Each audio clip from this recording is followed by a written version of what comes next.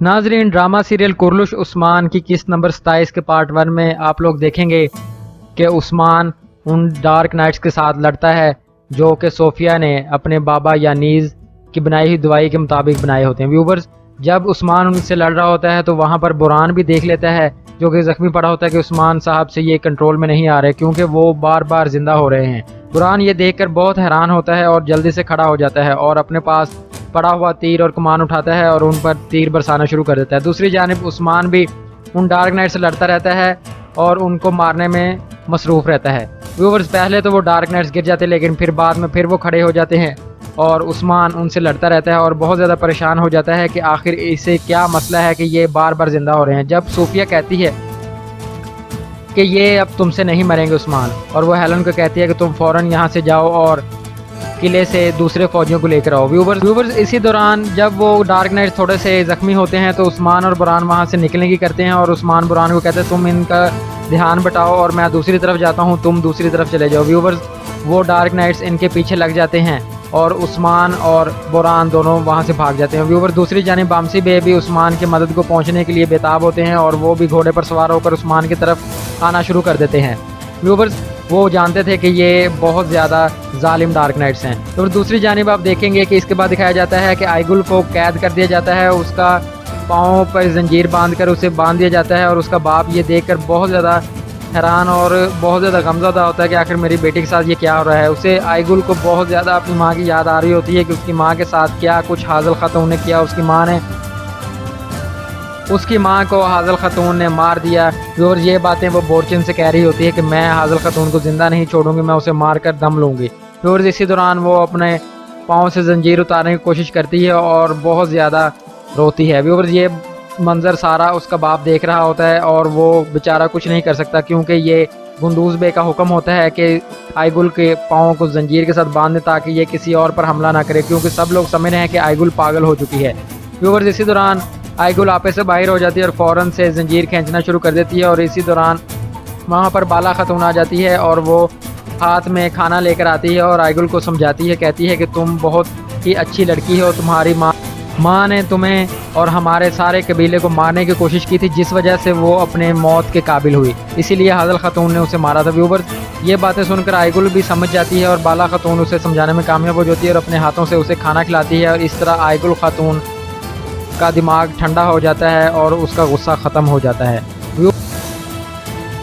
इसके बाद बुरान dark night से पीछा छुड़ाता हुआ फ़ौरन से गोख्तू के पास जाता है और उसे उठाता है और कहता है कि तुम जिंदा हो या मर गए हो। व्यूअर्स, इसी दौरान गोख्तू उठ खड़ा होता है और उसे तमाम बातें बताता है बुरान के इस तरह हमारे ऊपर हमला हुआ है और वो डार्क नाइट्स इतने जालिम हैं कि वो हमें मार रहे हैं। व्यूअर्स, बुरान जानबूझकर पत्तों पर खून लगा देता है और अपने पाँव के निशान छोड़ देता है कि डार्क नाइट्स इनके पीछे पड़कर मुझे ना ढूंढ पाएँ और वो रास्ता भटक जाएँ। व्यूअर्स, इसी तरह इसमें बुरान बहुत ज़्यादा कामयाब हो जाता है और फ़ौरन से गोख्तू के पास पहुंचता है। गोख्तू व्यूअर्स उठ खड़ा होता है और वो पूछता है कि आखिर क्या हुआ है, मैं बेहोश था, मुझे कुछ नहीं पता चला, मैंने सिर्फ बालगाई को उस वक्त तक देखा जब उस्मान भी उसे मार रहे थे। व्यूअर्स, दूसरी जानिब आप देखेंगे कि बामसी बे भी उतनी देर में वहाँ पर आ जाते हैं और वो पूछते हैं कि उस्मान किधर है। व्यूअर्स, बुरान बताता है सारी सिचुएशन के ऐसे उस्मान बे यहाँ से निकलने में कामयाब हो चुके हैं और हमें अब उस्मान बे के पास जाना चाहिए। व्यूअर्स, इसके बाद आप देखेंगे कि गोख्तू बामसी से पूछता है कि क्या मेरा भाई ज़िंदा है। नाजरीन, इसके बाद कहानी का दूसरा रुख दिखाया जाता है कि उस्मान साहब भागते भागते एक जगह पर पहुंचते हैं जहां पर दो डार्क नाइट्स और आ जाते हैं। उस्मान साहब जब उन्हें मारते हैं तो उन्हें पता चलता है कि इनके दिल में खंजर लगाने से और तलवार मारने से ये मरेंगे क्योंकि और वैसे नहीं ये मर सकते। व्यूअर्स, इसी तरह उस्मान साहब उन दोनों पर हमला करते हैं और उनके दिल में खंजर लगाते हैं और एक का सर कलम कर देते हैं। व्यूअर्स, जिस तरह वो डार्क नाइट्स उनका पीछा छोड़ देते हैं और मर जाते हैं। इसके बाद आप देखेंगे कि गोख्तू बामसी बे से जब पूछता है कि मेरा भाई ज़िंदा है तो बामसी बे उसे समझाता है और कहता है कि उसे अल्लाह के पास जाना था, वो शहीद हो चुका है। व्यूअर्स, जिस पर गोख्तू बहुत शर्मिंदा होता है और कहता है कि मैंने अपने भाई को खुद ही मार दिया। व्यूअर्स, वो बुरान से खंजर खींचता है और अपने गले पर रखता है और कहता है कि मैं अपने आप को अब खुद मारूंगा। ये देखकर बामसी बे गोख्तू को समझाते हैं कि नहीं, तुम अपने आप को नहीं मार सकते, ये खुद खुशी होती है और ये हराम है। तुम अगर इतने अच्छे बनना चाहते हो तो तुम्हें उस्मान बे का साथ देना चाहिए और अपने भाई की जगह लेनी चाहिए और उस्मान बे को कनौर अल्प की गैर मौजूदगी का एहसास नहीं होना चाहिए, क्योंकि तुम्हें ये मालूम है कि कनौर अल्प ने मरते हुए तुम्हें क्या नसीहत की थी कि उस्मान बे के साथ रहना। इसके बाद आप देखेंगे कि फाजल खातून शीशे में अपना वो जख्म देख रही होती है जो कि आईगुल ने उसे उसके गले पर खंजर रखा था और आईगुल जख्मी हो गई थी। और इसी दौरान वो धुंधार बे को भी वहाँ पर बुलाती हैं। धुंधार बे वहाँ पर आ जाता है और धुंधार बे को फाजल खातून एक मशरूब पेश करती है और जानबूझकर अपना गला उस तरफ करती है कि धुंधार बे को पता चले कि आखिर मेरी क्या सिचुएशन है। इसके बाद आप देखेंगे कि उस्मान वहाँ से जब निकलता है तो फौरन से सामने सोफिया अपने डार्क नाइट्स के साथ फिर वहाँ पर आ टपकती है और वो कहती है कि मैं अपने बाप यानीज का बदला तुमसे लेकर रहूंगी और तुम्हें मार कर दम लूंगी।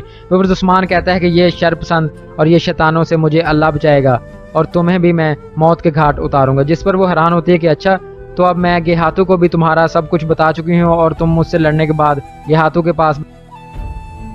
उस्मान पर एक डार्क नाइट हमला करता है और उस्मान के सीने पर एक कारी ज़रब लगती है जिस पर उस्मान बहुत ज़्यादा जख्मी हो जाते हैं और वो बेहोश होने वाले होते हैं व्यूवर्स। लेकिन फिर भी वो हिम्मत नहीं हारते और डार्क नाइट्स के साथ लड़ते रहते हैं और कई डार्क नाइट्स को मार देते हैं व्यूवर्स। इसी दौरान ऊपर से बोरान और बामसी बे और गोक्तू भी वहाँ पर आ जाते हैं और वो तीरों से इन डार्क नाइट्स का मुकाबला करते हैं और इन डार्क नाइट्स को मारते हैं व्यूवर्स। डार्क नाइट्स सारे मर जाते हैं। इसी दौरान उस्मान जख्मी हालत में भी उन डार्क नाइट्स को मारते रहते हैं, लेकिन जख्मी बहुत ज़्यादा हो चुके होते हैं।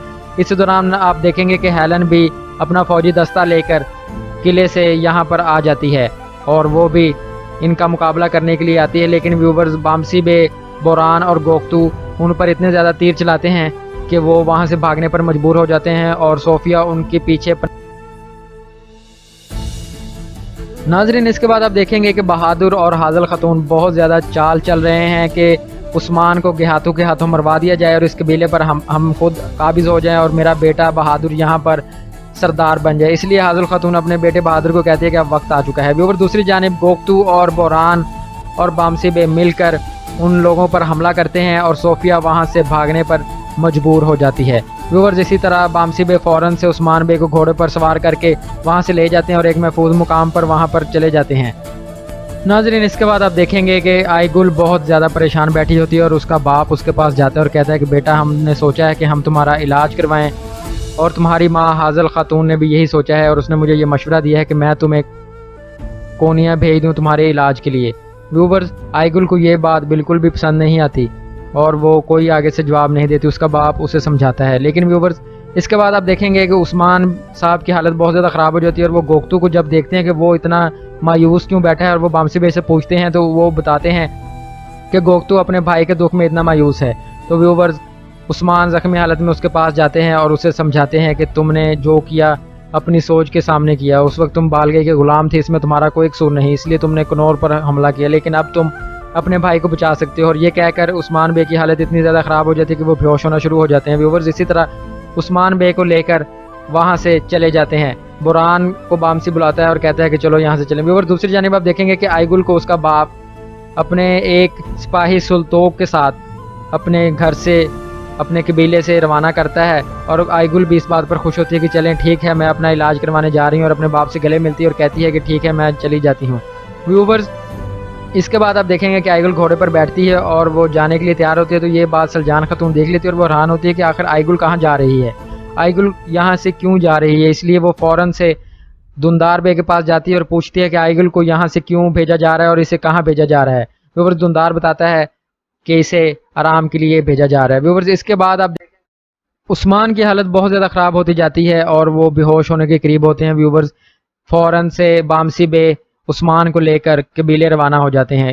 इनके साथ गोक्तू और बुरान भी शामिल होते हैं। व्यूवर्स, उस्मान बेहोशी की हालत में कबीले जाते हैं और कबीले वाले देखकर बहुत ज़्यादा हैरान होते हैं और सोचते हैं कि आखिर ये क्या हो गया उस्मान के साथ। तो व्यूवर्स, इसके बाद हम आपको पार्ट 2 में मिलेंगे। आपसे गुजारिश है कि आप हमारा चैनल सब्सक्राइब करें और हमारी वीडियो को लाइक करें और इसे शेयर करें। शुक्रिया।